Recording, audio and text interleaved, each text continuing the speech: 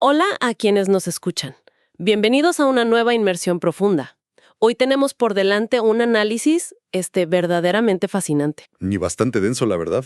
Muy denso, requiere toda nuestra atención, porque vamos a desglosar el mensaje central de dos discursos muy particulares del evangelista Edgar Montilla. Así es, uno se titula El orden de Dios para la familia. Ajá, y el segundo es Campaña de integradas mediante el Espíritu Santo. Y bueno, la misión de hoy no es solo resumir teología, ¿eh? No, para nada. El reto real aquí es desempacar esta crítica social tan profunda y tan severa que hace el orador sobre la crisis de la familia moderna. Y sobre esta fe contemporánea que, según él, está totalmente vaciada de sustancia. Es un material cargado de metáforas visuales. Fíjate que antes de meter el bisturí en estos discursos, yo como analista creo que es fundamental establecer una regla de oro para la sesión de hoy. Claro, el aviso de imparcialidad es crítico. Totalmente crítico. Los textos que vamos a revisar hoy contienen posturas religiosas muy específicas, defienden roles de género tradicionales y hacen críticas muy agudas a la sociedad moderna. Y hay que dejar súper claro que nosotros no estamos tomando partido. Exacto. No estamos respaldando ni condenando estos puntos de vista. Nuestra función es actuar estrictamente como observadores imparciales. Solo estamos reportando. Solo reportando y analizando cómo este líder religioso interpreta el mundo moderno. Así que la invitación a la audiencia es escuchar esto con un pensamiento muy crítico. Ese encuadre es vital para ponernos los lentes correctos. Y aquí es donde la cosa se pone realmente interesante, porque la forma en que él aborda los textos es curiosísima. Sí, tiene un estilo muy particular. Por ejemplo, él dice que el libro del Génesis no se puede leer como si fuera el periódico de la mañana. Lo ve como una narrativa editada. Ajá, una narrativa con propósito. Y hace unas conexiones loquísimas. Llega al punto de bromear, y esto me pareció fascinante, con que cuando ocurrió la caída en el paraíso, Adán estaba distraído viendo un partido de béisbol de Sammy Sosa. O checando Instagram. Exacto.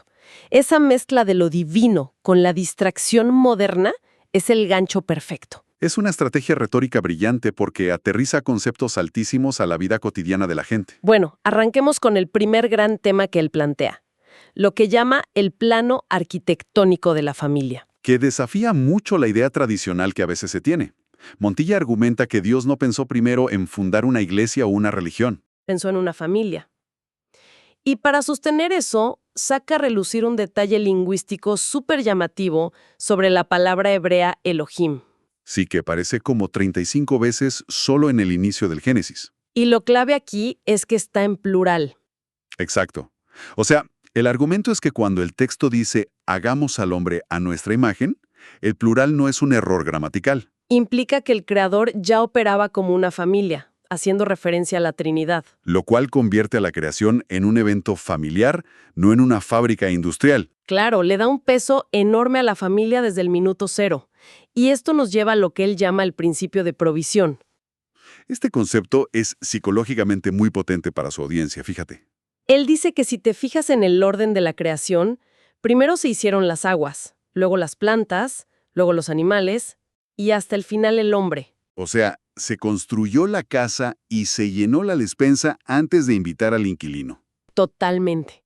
Y el por qué importa esto en su discurso es buenísimo. Lo usa para decirle a los creyentes que Dios jamás les va a dar una responsabilidad que no puedan manejar. Llámese tener hijos, un matrimonio, un trabajo nuevo. Exacto, porque la provisión siempre se crea antes que la necesidad. Es como un bálsamo para la ansiedad moderna. Es una forma de decirles que ya tienen las herramientas aunque no las vean. Y volviendo a lo que decías del periódico y el Génesis, Montilla usa esto para defenderse de los críticos que buscan exactitud matemática en la Biblia. Ah, sí, los que preguntan por fechas exactas o la clásica de ¿con quién se casó Caín? Ajá. Él responde que el Génesis es una narración. Si tú cuentas una película de acción, no cuentas cuando el protagonista va al baño o duerme. Cuentas lo importante, editas lo que no sirve al punto central. Exactamente. Y para rematar esta idea estructural, hace una conexión que suena hasta científica. Relaciona la palabra Génesis con la genética. Habla de los cromosomas, ¿verdad? Sí, menciona cómo un padre aporta 23 cromosomas, la madre otros 23, sumando los 46. lo cual le sirve para reforzar que el diseño tradicional de la familia está, según él, literalmente escrito en el ADN de la creación. Lo blinda biológicamente frente a su audiencia. Y toda esta estructura nos lleva de golpe al segundo gran tema, que es cuando ese orden se pierde. El caos. Y aquí introduce la figura del mayordomo, que es la base de toda su crítica a la crianza moderna. Él analiza la caída del hombre, el pecado original, y no se enfoca en la manzana ni nada de eso. No, lo ve como una negligencia administrativa pura y dura. Exacto. El hombre abandonó su posición de administrador, de mayordomo del hogar, y hace una analogía corporativa muy buena. Cuéntala, porque ilustra perfecto el punto. Él dice que si se pierde mercancía en una tienda, el dueño no va a regañar al empleado de mostrador. Llama al gerente. Por eso Dios busca a Adán y no a Eva cuando queda la grande en el Edén. Adán era el gerente que no estaba en su puesto. Y ahí es donde entra el chiste que mencionaste. O de Sammy Sosa y el Instagram.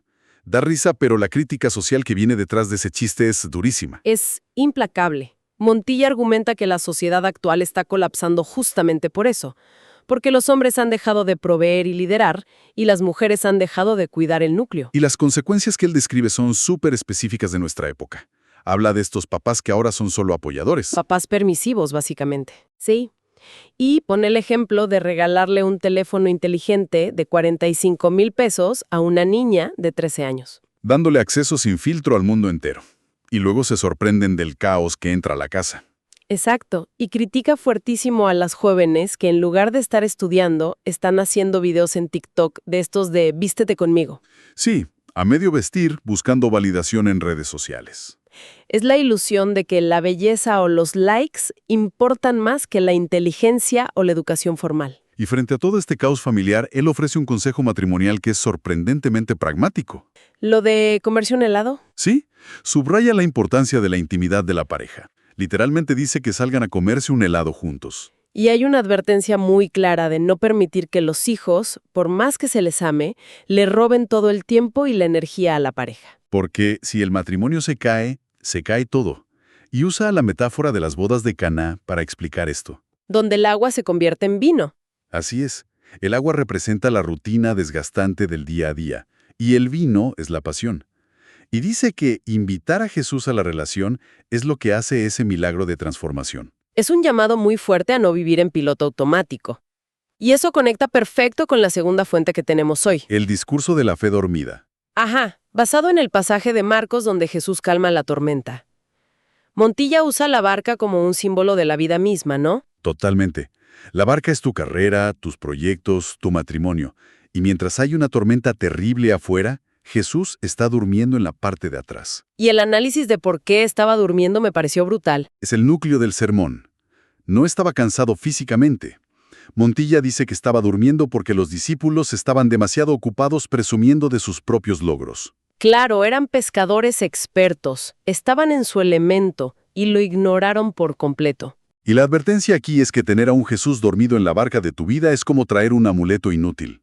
No sirve de nada si lo ignoras. Y ahí es donde entran los famosos de repente. Los de repente.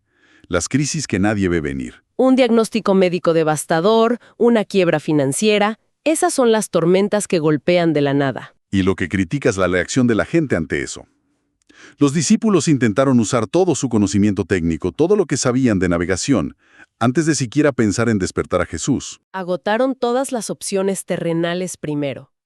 Y esto le da pie a Montilla para lanzar su crítica más filosa a lo que llama el cristianismo de redes sociales. Sí, una superficialidad tremenda en la generación actual. Tienen toda la tecnología para impactar, pero hay una frialdad enorme. Un cristianismo totalmente performativo. Gente que va a la iglesia solo para lucirse, para la foto. Y ojo, que no solo critica a los asistentes, se va contra los propios pastores. Uf, sí. El ejemplo que da de los milagros virales falsos es fuertísimo. Lo de alargar la pierna. Sí, denuncia a líderes que fingen milagros en cámara, jalando una pierna para que parezca que crece mágicamente, solo para ganar rating. Y explica cómo es un simple truco de cadera. Que estén dispuestos a sacrificar su integridad solo por fama en Internet es, según él, el fondo del barril. Y todo este sermón de la tormenta culmina con la pregunta que hace Jesús al final. que es súper confrontativa. Les pregunta, ¿qué pasó con tu fe? Exacto. No les pregunta qué pasó con sus nudos marineros o con las velas. Les cuestiona que en el momento crítico su sistema de valores colapsó. Y si unimos los hilos de estos dos discursos tan intensos, creo que el mensaje central va mucho más allá de la teología específica. Definitivamente. Yo diría que es un llamado urgente y desesperado a la intencionalidad. A despertar, A despertar.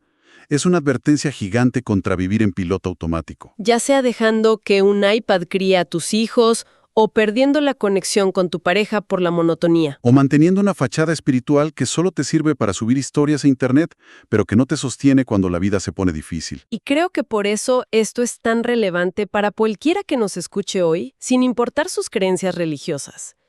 Vivimos en una era de distracción absoluta. Es un ruido de la tormenta, las notificaciones constantes, la presión digital.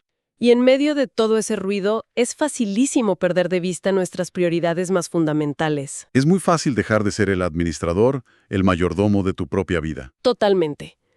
Y para cerrar nuestra inmersión profunda de hoy, me gustaría dejar a nuestra audiencia con una pregunta basada justamente en la metáfora del barco. Adelante. Cabe reflexionar hoy, en medio de tantas pantallas, tantas distracciones y tanta necesidad de validación digital, ¿estamos tratando a nuestros valores más profundos como a un pasajero dormido en el barco de nuestra vida? Un pasajero al que ignoramos por completo. Exacto. Al que solo le prestamos atención cuando nos golpea una tormenta repentina y ya no sabemos qué hacer. Es para pensarlo a fondo. Sin duda, es una excelente reflexión para llevarnos hoy. Pues con eso cerramos. Muchísimas gracias por acompañarnos en este análisis. Les invitamos a seguir cuestionando, a seguir analizando su entorno y a nunca dejar de aprender. Nos vemos en la próxima inmersión profunda.